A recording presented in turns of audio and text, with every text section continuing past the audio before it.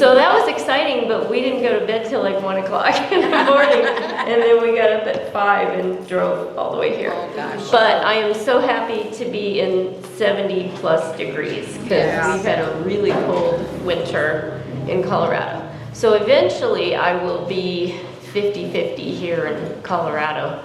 I'm ready for this climate. I could be here full time, but I have grandkids and parents and everything in Colorado, so we'll be splitting it 50-50 once my husband retires. But we built a house recently in Surprise, so we had lived there. We had a little house for about 3 years and really liked the area, so we have a house and hopefully eventually a pool. It's been under construction since September.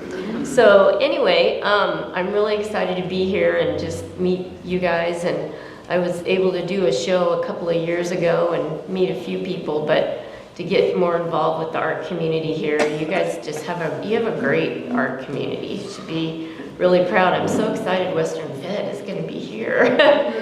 So yeah, that'll be neat. I actually got in last year for my first time in, so it was in Albuquerque, so it was fun. But it's a great show. Really, get some quality work in there. So anyway, I can just get started. Just quickly, I'm a signature member of Rocky Mountain National Water Media, Colorado Watercolor Society, and Pikes Peak Watercolor Society. I started painting full-time about 10 years ago. Prior to that, I was a graphic artist, designer, and did more commercial stuff. And I really always loved watercolor, but I didn't want to be a starving fine artist. So I went the commercial route, went to Rocky Mountain College of Art and Design ages ago. But anyway, I started painting just purely for fun, just because I loved watercolor and the fun of it. And then local people started really liking my work, and it just kind of took on a life of its own. It was really fun. And so I've left the commercial realm completely and just paint. I do Zoom classes online, and that started with the pandemic, because I used to teach in person at Hobby Lobby, and then that just wasn't a thing, especially in Colorado. It was months and months. So learned the technology, and I do Zoom classes. So if you guys still want to take classes, that's what makes it great. I have people from all over the country, so that's one good thing about technology for sure.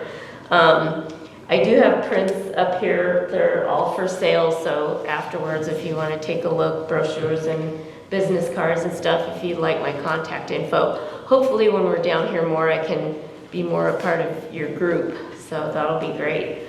I'm really excited about the workshop on Saturday too. If you're in the workshop, please have your drawing transferred to paper. We are going to mask early in the class, but we're going to have to really get on it, because it's ambitious to do cut glass in a day. So we're gonna jump right in, and I'll make sure I get all of the techniques demoed so that you're comfortable finishing the painting. I don't know if we'll get it all finished in one day, but we're gonna do our best. So if you could just please be sure to have it drawn. And that's why I like to provide a drawing too with all my classes. I do that because then we can just jump right into painting. So we could spend the whole day drawing it otherwise.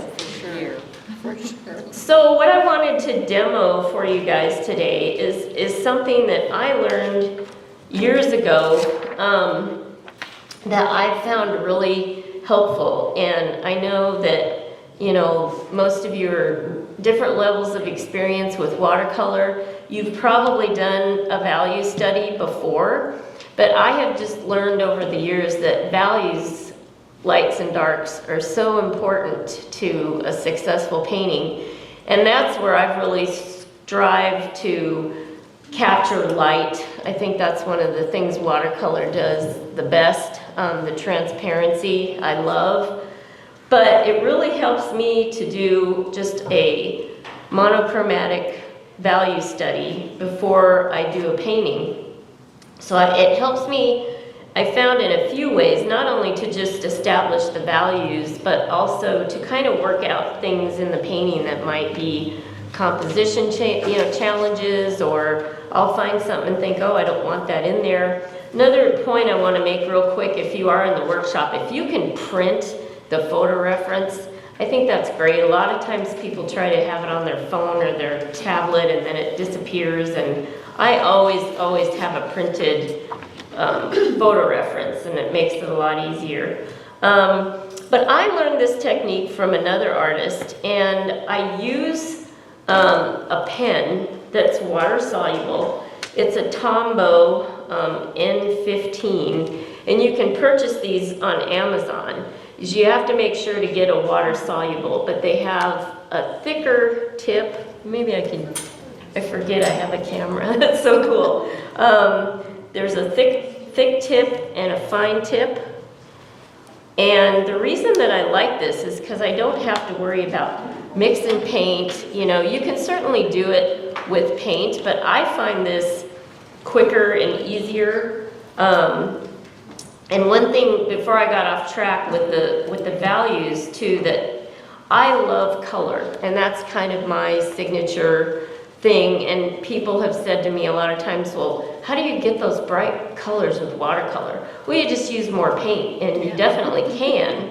But something that I learned early on that has always stuck with me is that you can paint something, any color scheme you want. If you get the values right, it will read right. So I've gone with that, and I try to really push color. If you look closely at some of my paintings, there's a lot of colors in there that really were not in the photo. You can look at this photo that we're going to use and see that there's a whole lot more color, especially in the glass. That's one of the things that I love about painting glass, is there's opportunity there for reflected color. So you can just go kind of crazy and have fun with it. So, but in order to keep that thought going, is another reason why it really helps me to do this value study before I paint. So I wanted to demo how I do this with the photo that we're going to use on Saturday. So I showed you the brush, which you can buy on Amazon. I use Bristol for this. It's Bristol board, but it's not real heavy. You can buy it in a pad like this at Hobby Lobby or Michael's. It's pretty inexpensive. And it's really the only time that I paint on a smooth surface, or I do anything on a smooth surface. I've tried Yupo, and I struggle with that. I kind of like the paint to absorb with the water and stuff. But this technique is quicker because it is a slick surface and it moves around really easily.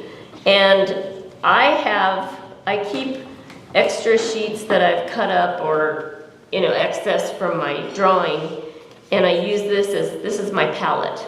So I'm just going to get started here, and feel free to ask questions as I go along if you have questions.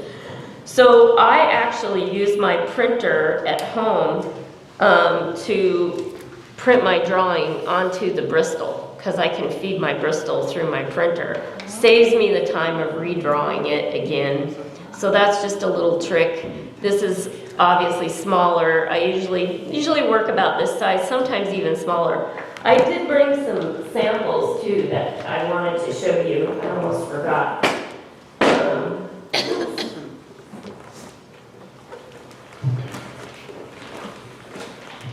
I knock on the floor? Okay. And since I do these primarily just for me, sometimes I make little notes on them, and I will let you guys pass these around.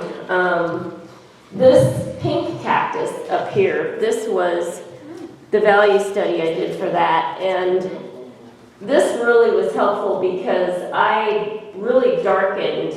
I needed darks in this. The photo was very green. It was all really green and kind of the same value around the flower. And I really wanted those darks to help the flower pop. And I was really pushing myself with the color on the cactus fronds. You guys are probably better at that terminology than me. Not many cactuses in Colorado.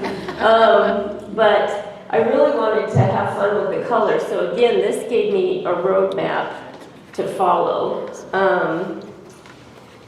Here was an example where I played with some different options for values. Hold under the camera. Oh, yeah, thank you. I keep forgetting. There, now I'm in. Yeah, you gotta zoom, tell us. Oh, gosh. Zoom it down. Yeah, I should probably attach this to me. Can she zoom it from there? I don't know. I'll pass them around.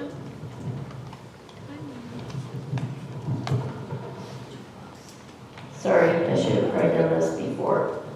Okay. I don't know if it needs to, if I can cover it up. So this one, I played with a couple of different value ideas. With this one, this is Castle Rock, where I live, and Pikes Peak behind it. And I played with some different ideas for this hill being lighter, Castle Rock itself being darker, just to kind of see what I liked better for the final.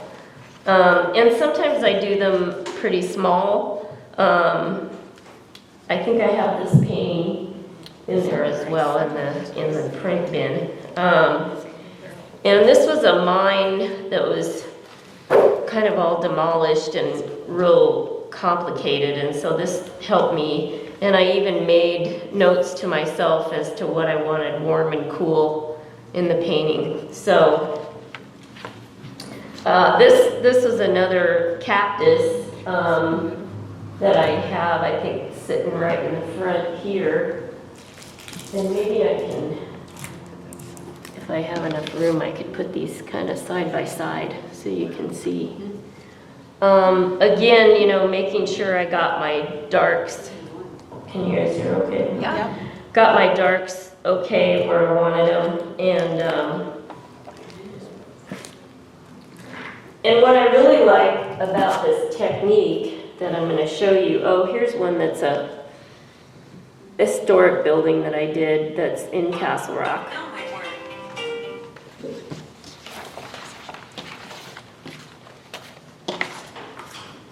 And there's occasionally I've framed one or two of these even that I like, but I'll just kind of I'll pass them around and you can look at them.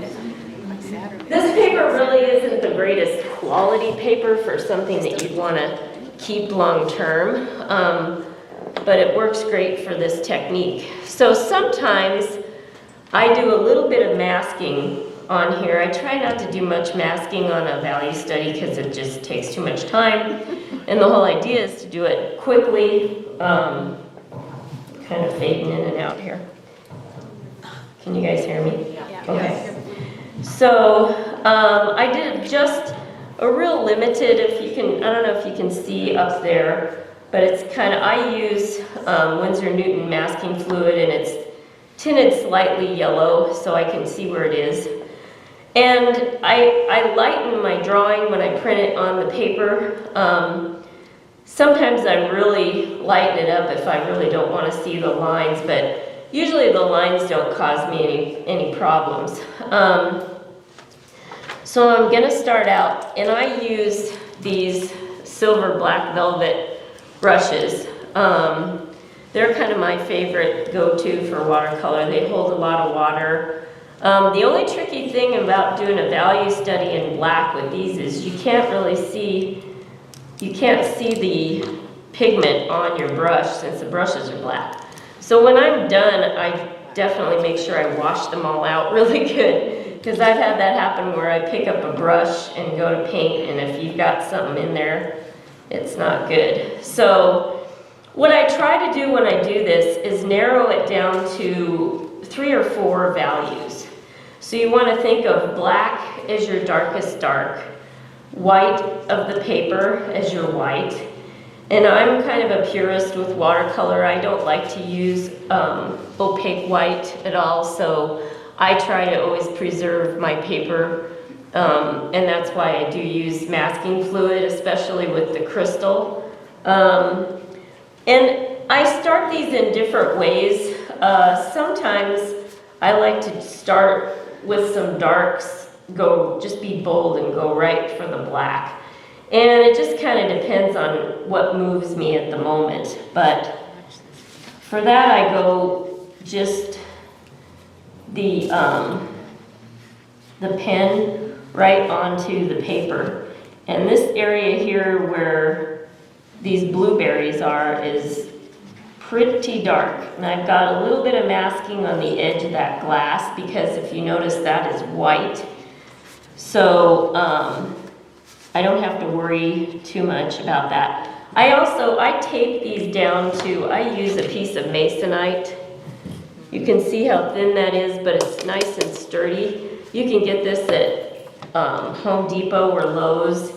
They sell it in big sheets and you can cut it. I love it because it doesn't warp at all. So I'm being pretty bold here and I'm just laying in my darkest darks right off the bat. And sometimes that's kind of scary. I don't always work that way unless I'm pretty darn sure. And I'm not super careful about detail and edges because the point of this is to get the values established pretty quickly. And it helps you to just simplify your thinking, you know, because you can just get so wrapped up in details. And I don't want to distract you, but that's a little blurry. I don't know if someone can fix that or if we're all going blind. Move around in auto mode. I'm going to does it temporarily. do autofocus? It does, but if we do that too much. Okay. Whoops. Okay. There you go. Perfect. So if you start going up and down like that, it messes it up. Oh, okay. I'm going to put it in manual now. If you Okay. can kind of keep things more. Also, it helps to kind of play with these pens before you start on an actual thing that you want to do, because you have to get a feel, just like with watercolor, you have to get a feel for how much water you need versus how much pigment. And whenever I have a lot of dark area like this, and I'm going to save this background for last because that's going to take up a lot of space, but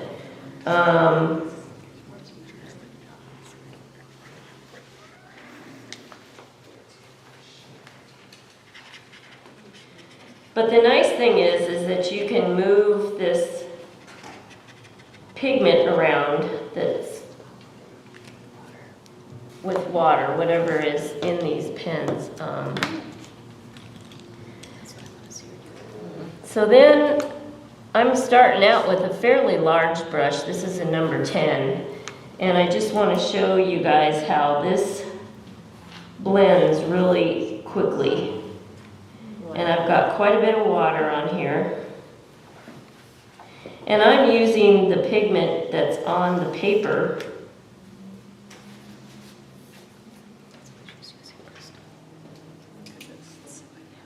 And with the Bristol and the kind of a slicker surface, you can almost kind of float the pigment around. And this upper side of this strawberry is where the light is coming down. So that's where I want to really lighten up. What kind of paper are you using now? It's Bristol. Oh, Bristol. And I'm going to switch to a little bit smaller brush. My number is cracked off of this one, but it's about a 6. And this is a little tricky here too with this blueberry because it goes from almost black to white. The highlight there is white.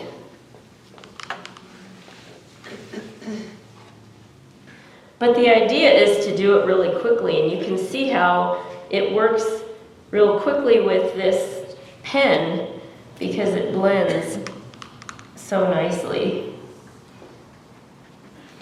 And you have to just be okay with it being somewhat loose. And I am not a loose painter. I tend to be very detail oriented, so this also kind of helps me to loosen up a little bit, and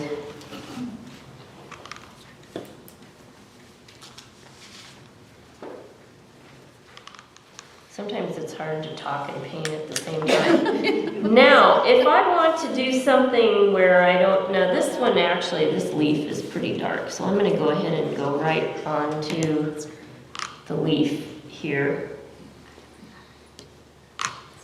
And I always keep, this is just a cotton cheesecloth, always keep a dabbing cloth nearby. You see me do this a lot. I do a lot of dabbing. And the other thing is when you put in a dark area like that, you want to let it dry, because if I start, and you notice that started to happen a little bit on this guy right here, it'll kind of bleed over, which is okay, because again, we're using this as a study. So this is how I use this as a palette. I'll put some pigment down on this scrap piece of Bristol. This is another piece of Bristol. And then I actually pick up pigment from here. And that way I can control the value. So I really would only go in and put black directly on there where I know it's going to be really, really dark. Is that archival? No. Okay. No, it's not really meant to be something that you're going to keep forever, although a lot of times I end up liking them. And Too. That's what I was wondering. I suppose I could look into if there's something that has a slick surface that's a little bit more. This is actually real inexpensive. So see, here's a spot where it's bleeding a little bit from that leaf, but it doesn't really bother me because there is a shadow in here as well. Have you tried hot press paper to see how it works on it? I haven't. I've only tried this Bristol.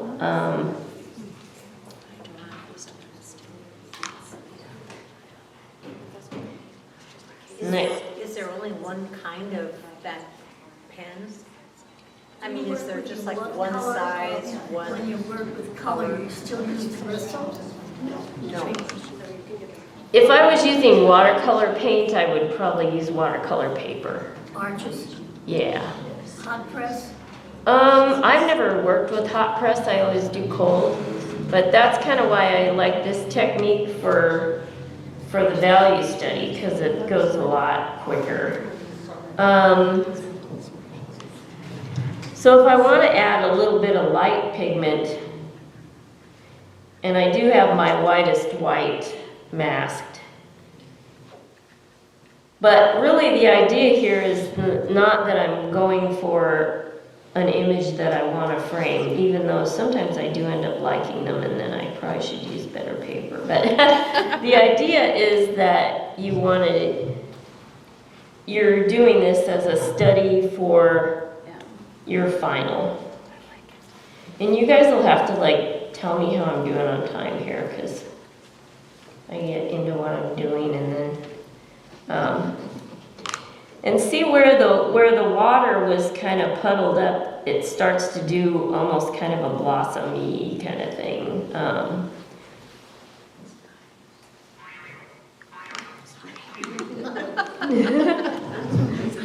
That's an interesting read.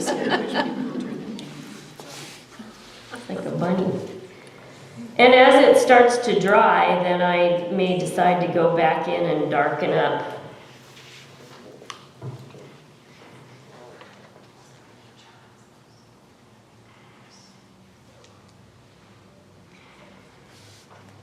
And I do try to do these pretty quickly, some go quicker than others. The one that was the building that I passed around, buildings tend to take a lot of time because they have to be really pretty precise.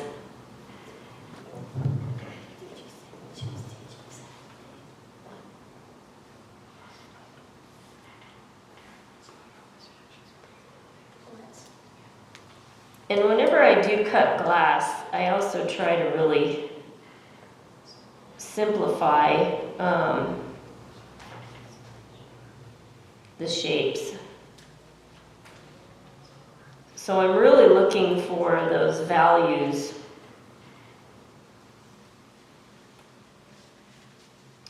And again, when I do my painting, I would be much more precise with these shapes, but I'm always keeping in mind the idea that this is supposed to be quick, because the way that I paint and my personality, I could sit and start getting real diddly, and next thing you know, I've spent 5 hours on it.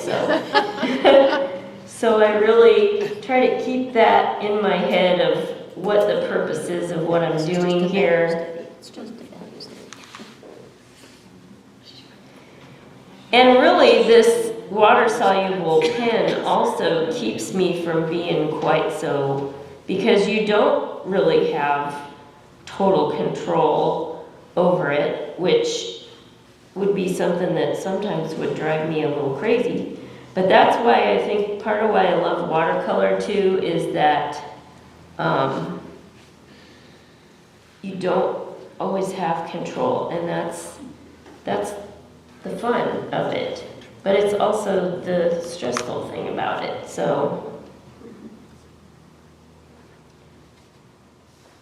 I feel like I'm always kind of in a battle with myself to wanting to control it, but letting it do its thing sometimes. So it's always a balancing act.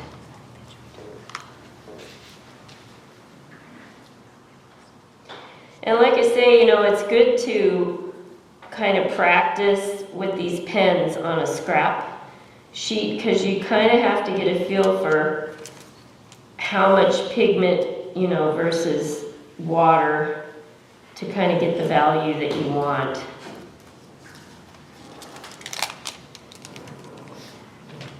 But I think that's the biggest thing that I really like about this technique, is that it really forces me to work fast, and it's funny because sometimes at the time that I'm doing them, I'm feeling like it's kind of out of control and it's a mess, and then when it dries and it's all done, I usually really like it. So, but the main purpose is to establish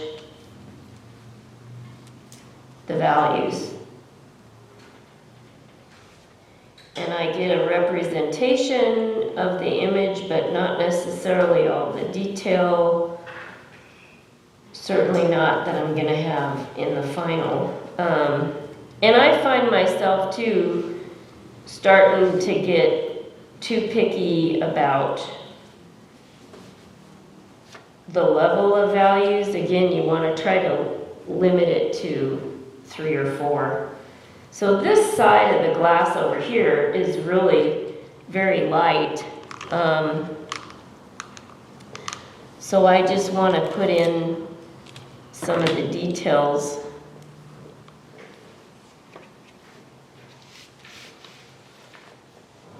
With a smaller brush. I try to stay with a bigger brush as long as I can, because it's quicker and it covers more territory. How small is the brush you're using? This is like a 2, I believe. Yeah, that's. Yeah, because I just want to get, some of these shapes in on the side. And you can kind of be as detailed or not as you want with these. I try to keep in mind the purpose that I'm doing it for. Again, I'm not going for a framed piece, I'm going for a guide for my final painting. So I try to simplify the shapes. And I really feel like as an artist, a lot of times I tell people say, well, you know, oh, how do you do that? It's so, like you have some sort of magic talent you were born with. But I think anybody can learn how to paint really well, because it's really more about learning to see. Really being able to see, rather than letting your brain trick you and say, oh, this is a piece of cut glass. You're looking at the values and the shapes, and then when you do get into color, you're looking at color. But sometimes it's hard to see values in the color. And the colors all have their own value as well. So that's another reason why it's a good idea to do this monochromatic or one color, because you take out that element. Can you speak to how you generally photograph and get these beautiful crystal Sure. setups? So usually what I do is set it in front of a window to get natural light, and preferably sunshine coming through. And I use Photoshop to get my reference the way that I want it, so that I can play with values and colors before I get to my painting. So this black background was added. There was, I don't even know, I had this sitting on my printer by a window, and if you look closely in your reference, you can kind of see me taking the picture. There's like a reflection there. And when I do photo reference, I usually, I take a lot of photos. I love the fact that we can do photos digitally now, because we're not wasting film and paper. And usually, when I set up a shot for something that I want to paint, I will sometimes take 50. I move things around, and because then the other cool thing is when you're shooting it, you can look at the image small on your phone and then say, oh, there's something I don't like there, or I need a better reflection there, or I take shots and, going around the subject matter until I really get, something that I like. And that's where, I always encourage people to paint from their own photos, because that's really where the creative process starts. Once in a while I paint something from an existing photo, like I did a turtle, and I don't get to see many sea turtles in Colorado, so sometimes I want to paint a subject that I don't have access to.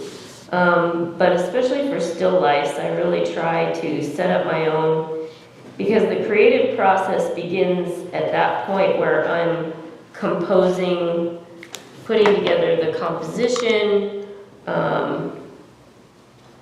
the elements that I want, the lighting, all of those things are really what leads to the final, and it really, makes your work completely unique to you, because the way that you would see it or photograph it would be different than how someone else might see it. So,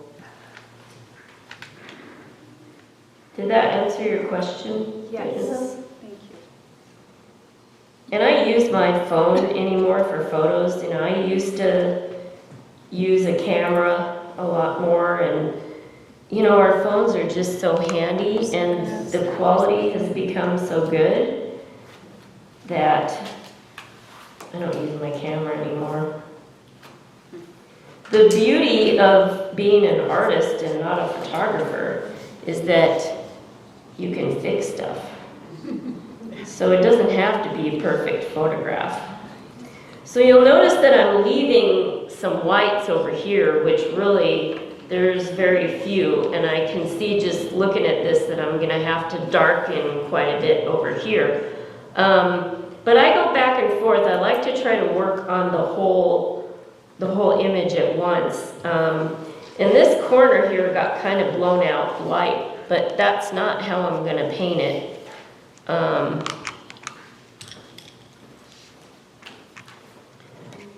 So I do that when I paint with color as well. I kind of try to move around the painting because everything is relative, especially when it comes to values, is relative to what it's next to and what, you know, what's darkest, what's lightest. So if you get real stuck in just one area and you finish it and you go, oh, that's beautiful, but then you got the whole rest of the painting to finish and, you know, it can lose. So I try to really look at the painting as a whole.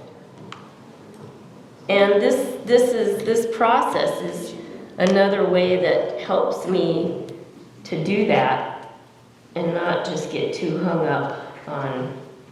And I'm trying to do this pretty darn fast for you guys. Sometimes I'll spend, you know, a couple, 3 hours on one of these, depending on what the subject is. Well, you don't want to watch me do this for 3 hours, so.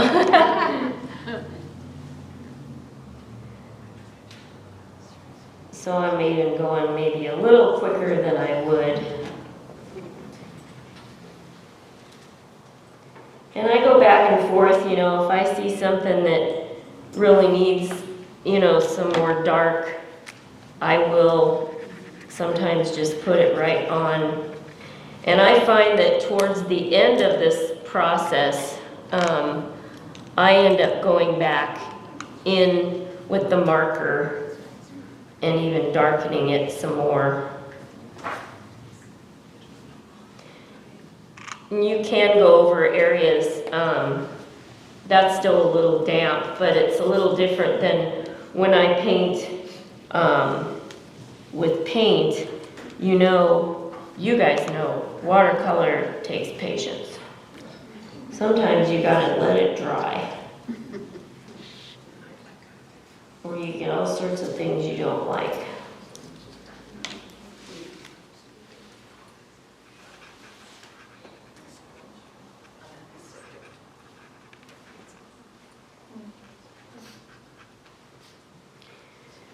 And I always love the part where you take the masking off. That's always fun. Sometimes it's shocking. Sometimes you take the masking off and you have a lot of work to do softening it or adding some color to it. But a lot of times I mask things that aren't necessarily going to be white, knowing that I'm going to add some color, but I want to keep it light. And you can also, you know, turn this, turn your board, because it does stay wet for a little bit, and you don't really, I want to lay my hand in it, so.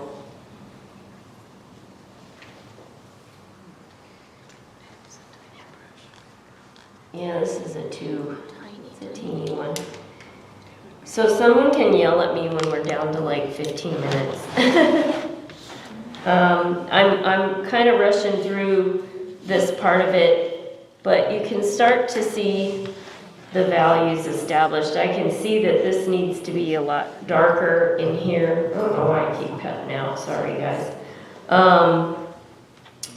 But I'm gonna kind of let that dry a little bit. And what I want to do right now is get this background in because it's going to affect the way the rest of the painting looks and the values. And honestly, since it is, in this painting, I left a little bit of light. I always like to leave a little variation. I don't usually go to a complete black. The Ferris wheel had some pretty solid black, but I always think that it's challenging to get really blacks, darks in watercolor because they tend to, why is it doing that? I don't know, sorry. They tend to get thick and kind of shiny, and I don't like that. And I've played around with a lot of things, but I don't use black out of maybe it's because my jacket's kind of floppy. I don't use black paint. I don't have black paint on my palette.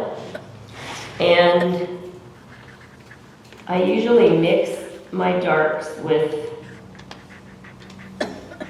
2 or 3 different colors. But I can almost just color this whole thing with the marker, but that will even take longer. So I think I'm going to, a lot of times if I do a dark background too, I mask my main subject because of this thing that I'm doing right now, where the time it takes you to go around little details, and then meanwhile all this is drying when you're painting with paint. So a lot of times I will mask my main subject so that I can just lay the color in and not worry about going around little edges of detail like this. So to speed this up, I'm going to see how this works to just bring some water in. The one thing is the darkest darks here are really right out of the pen. So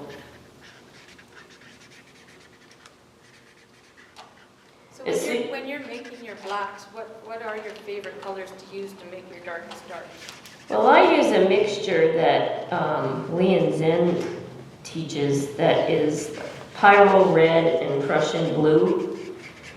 And it's kind of it's almost like purpley, depending on how much red and how much blue you use, you can push it more towards blue or more towards red. But you should try that mixture sometime because it's amazing how dark you can get it. Usually I need 2 or 3 coats on a really dark background. Now you can't really color with the marker in the wet area, so you kind of have to let that dry. And I'm really just using mostly marker right out of the pen because I want this to be really dark.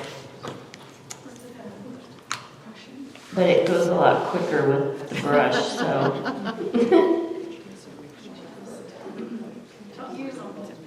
So you mask to save the whites. Do you ever mask to save other light colors, like in a second? Definitely, yeah. Sometimes, if it's a lighter color, my rule for masking generally, and one thing I want to say about what I'm doing right here too is I'm pulling this pigment down. If I try to spread it too much with water, it starts to get too thin. My rule for masking is I only mask if I want to be able to paint over an area that freely, like this here. If I can paint around it, like I won't do a lot of masking here. I won't mask this piece when I paint this painting because it's all pretty much white and I will go in and paint the little details. But I mask the highlights on the strawberries because I want to paint the red of the strawberry smooth, and I want a nice smooth blend like I have here. And again, I don't want to get in and start painting around those highlights because then everything starts drying and it's no longer smooth, it's all choppy. So that's kind of my rule, and sometimes when I'm in the middle of a painting, I decide to mask something. You know, I don't always know ahead of time. I think I got a little masking fluid spit right here. So that's another thing. You got to really watch that in a background in the final painting because that'll stick out like a sore thumb. So, and another trick that I do, I like to, you notice I take my glasses on and off a lot. And it is fuzzy when I take them off, but sometimes I want to look at it fuzzy because I want to see, you know, where I need values. So I play with that, and I also sometimes stand up and set it across the room, more so with a final painting, not so much with a value study. But Hold it up. hold this up. Yeah. Oh. It's different than, It's getting there.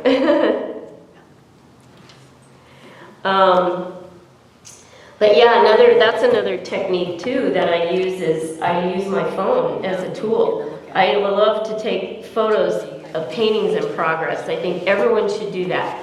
Even when you're beginning, sometimes I get into it and I forget, but when you're beginning the painting, to take pictures in stages because it's fun to see later how it came together.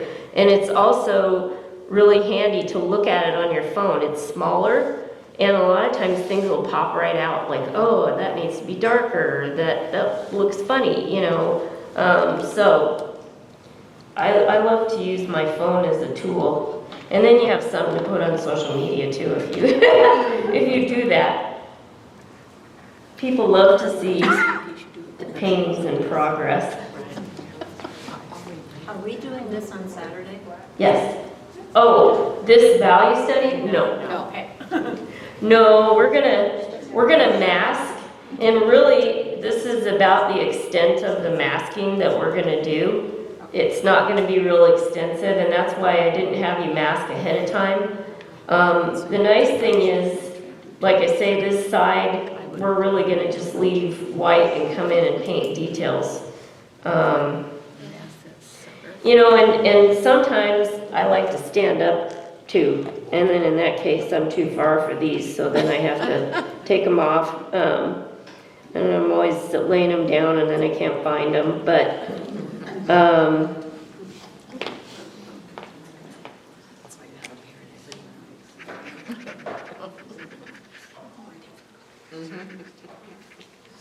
I didn't want to go too dark too fast in here, but now I can go back and the thing that really makes the glass more stunning is the contrast of values. So you really have to see, you know, where the black is, and this gives you courage because once now you can go back with the water and move it around, but once you put a black down, you've got a black there. So again, it's kind of a tool because I tend to start out too light a lot of times, and then I have to build my darks in.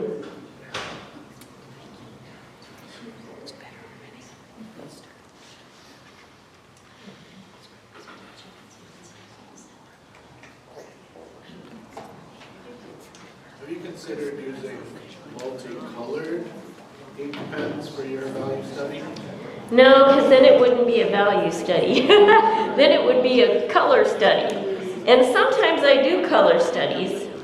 If I am doing a painting where I'm really changing the colors and I want to try it before I do it on the final.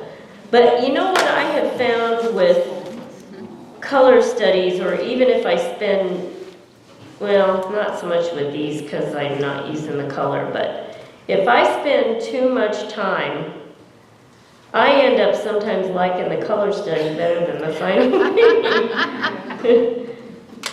There's something that it's fresh, you know, and then you, when you do it again larger, it loses some freshness. So, and a lot of times in my Zoom classes, I don't paint the painting before the class. Now this, especially for a one-day workshop, I wanted to do something that I was pretty familiar with, and it's a painting that I've done. But a lot of times when I pick a new subject for a Zoom class, I don't paint it ahead of time, because I want that discovery and that freshness along with my students while I'm painting. So occasionally, again, and especially if it's something that I'm not real sure, I'm trying a new technique, or I'm not real sure how it's going to work, I will do it ahead of time. But many times I like to have that discovery along with the class. And now and then there's something that you just go, oh, that didn't work at all. So then you have to, and that's a good learning experience too, because you can learn how to fix it or how to change it.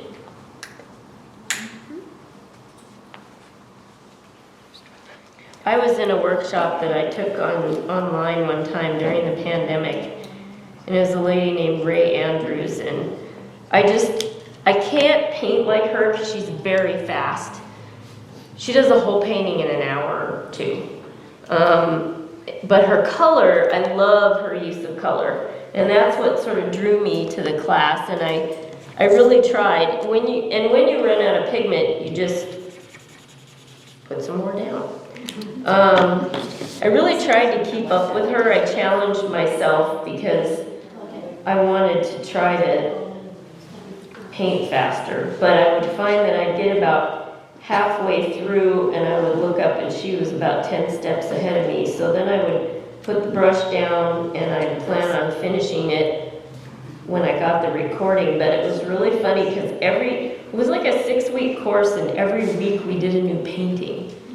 And it was a challenge. But one week we were doing this tree, and it just wasn't working. And she just said, you know, this just looks terrible and it's not working. And we all kind of chalked it up to, well, I guess, you know. And I think instructors hate to do that because you want everybody to go home with something they're really happy with. But she literally just said, this is just an ugly tree and this is not working. And we're going to try to do better next week.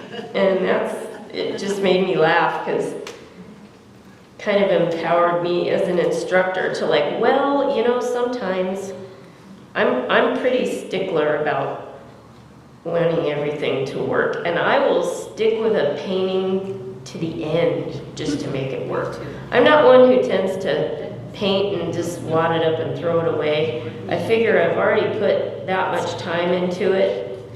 Darn it, I'm gonna make it work. So you can kind of see what's happening down here is the reflection of that blueberry.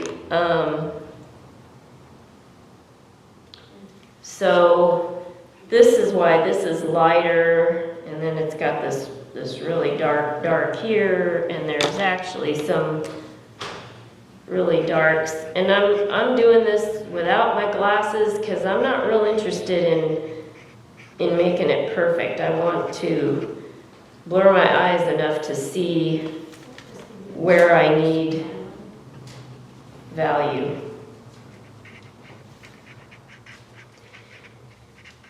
And this is what's great about this technique, because I can just pick up this pen and put it right in here.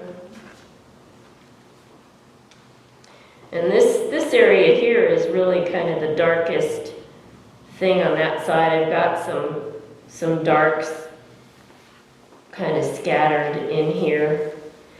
But this is also where, as an artist, you can decide where you want something darker. Maybe you really want to, bless you.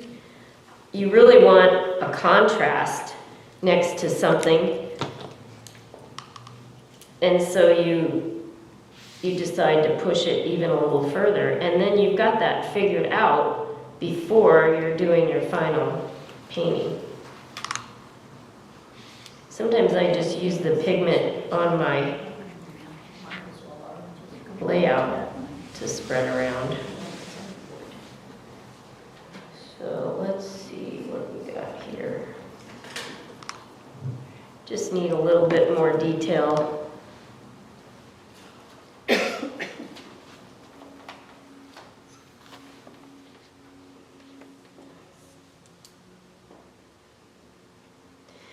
And that one that I showed you guys that I experimented with some different values, those I try to do even quicker, because if you want to do, 2 or 3 of these,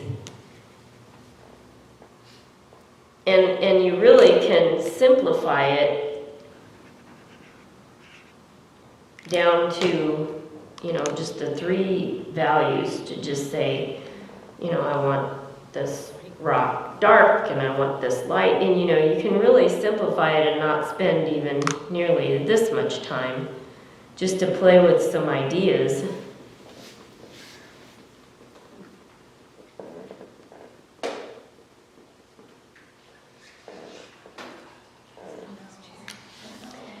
And now I'm kind of getting down to the end where I go back with this pen and just start really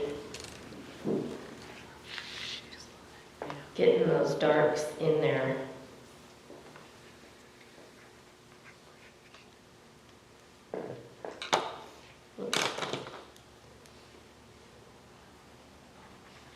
And I can kind of polish it up if I want a little bit cleaner edge somewhere, or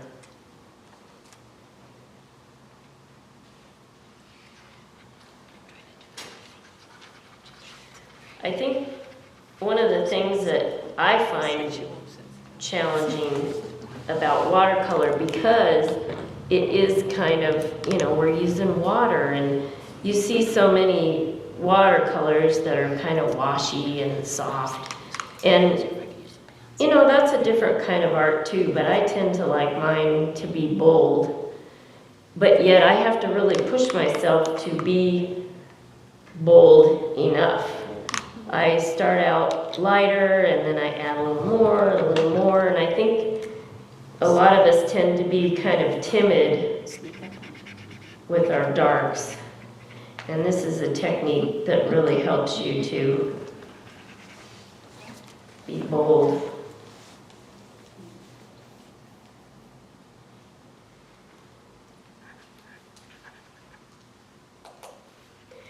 And I can add shapes in here. They don't even necessarily have to be exactly accurate, especially with the cut glass. There's so many reflections going on, and you can just put interesting shapes. I've taken several workshops from an artist named Soon Warren and her cut glass. The first time I saw her work, it just blew me away. I thought, oh, if I could paint glass like that. I love her paintings and her techniques. She hides hearts in her cut glass. So if you ever see her work, she's got a few books, and you can look for Soon Warren. She's going to teach here. Soon, S-O-O-N. She's from North Korea, I think, or... I think she's building a She's surprise coming in job. October to do a workshop for it. Oh, I would totally do that, you guys. She's building a house in Surprise. She is? Yeah. Yeah. Wow, that's exciting. Yeah. You two can paint together. Yeah, and she's hilarious. Like, she has a really great sense of humor. I've taken a few workshops from her. I actually drove to Utah once to take her workshop.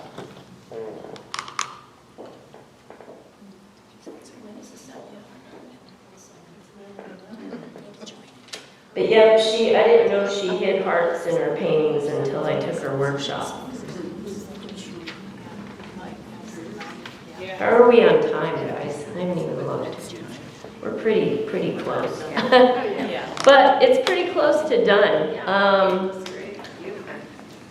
I can take off, let's see, I want to do something with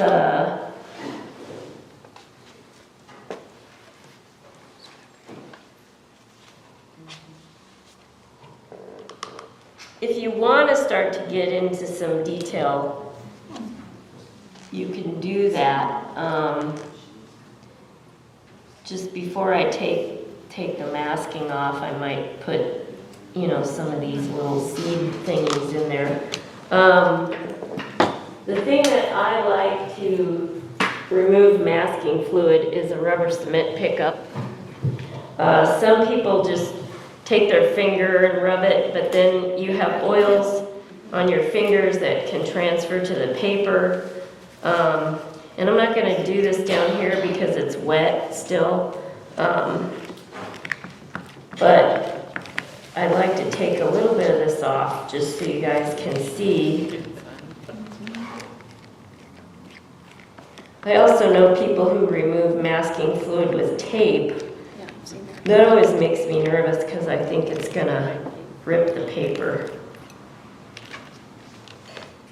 And this is pretty dry. I really want to take this line off of here so you can see that contrast. And sometimes after I remove the masking fluid, well, not sometimes, most of the time, then I go in and do a little bit more too. This is wet right here, so. You don't ever want to remove your masking fluid, even with cheap paper, especially on your good paper, when it's real wet. I usually let it dry like overnight because you can damage the paper pretty easily. And then when I'm working on a final painting, I'm always running my hand over too to make sure that I don't miss, because it's real easy to miss a piece. So will you go in and soften the edges of all the masking? Not necessarily, definitely not on this. On my final painting, I do some softening and blending. On the crystal, a lot of the edges are hard, like this piece right here. Pretty much can leave that how it is. So some of them, this is still pretty damp, but this doesn't work real well to soften anyway, because once you have a line there on this paper, it's pretty much a line, so unless you went real dark. Does anybody have any questions or anything? It's awesome. Thank you.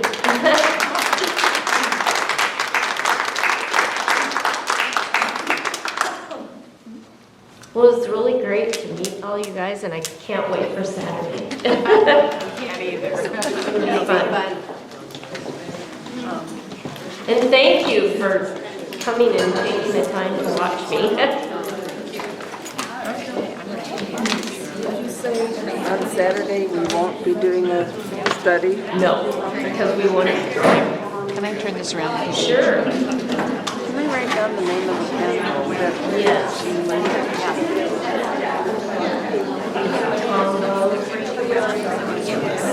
Boy, that's really cool. I've had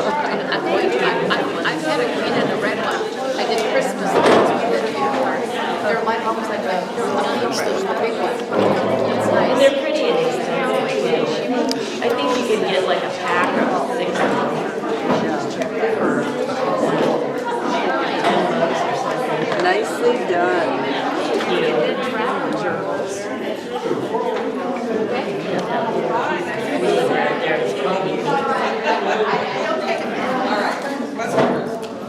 Really looks nice in person. I mean, you know, close up. Thanks. I would probably, you know, if I get home, I'd spend a little bit more time, you know, on some of the detail and people are signing up to order tombos. Ah, They're gonna go paint you value know, when I studies. used to do value studies, You said at M15, right?